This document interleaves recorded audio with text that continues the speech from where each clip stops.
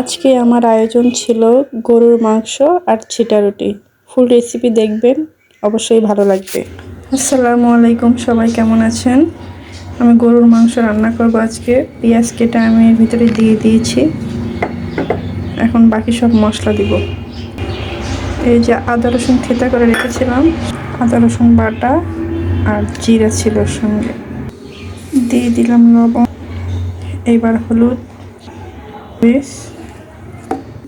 ধনিয়া গুঁড়া ও গরম মশলা গুঁড়া, 2টা তেজপাতা আর গরম মশলা, তেল দিয়ে সুন্দর করে মাখিয়ে নেব।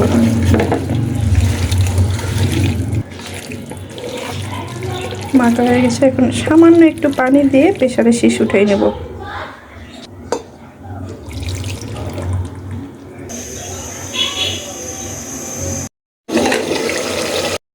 এখন ঢাকনাটা খুলে একটু কষিয়ে নেব কিছুক্ষণ। তারপর আমি আলু দিয়ে রান্না করব, তো আলু দিয়ে একটু কষাবো। কষাই তারপর পানি দিয়ে কয়েকটা শীষ উঠাই নিলেই রান্না হয়ে যাবে। এই যে আমার কষানো হয়ে গেছে, তেল উঠে এসেছে। এখন আমি আলুগুলো দিয়ে দিব, দিয়ে একটু কষায় নিয়ে পানি দেব। গরম পানি দিলে ভালো।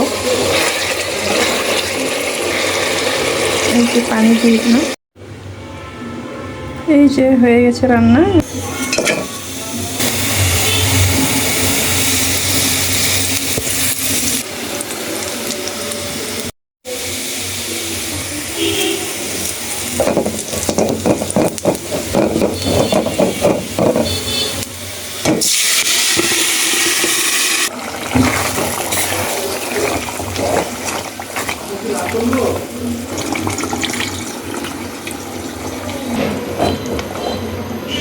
এই যে হয়ে গেল রান্না।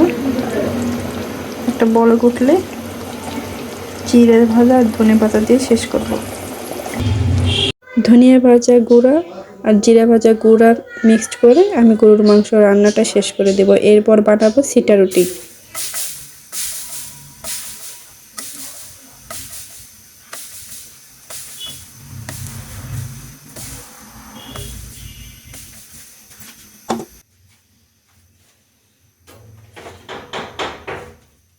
আসি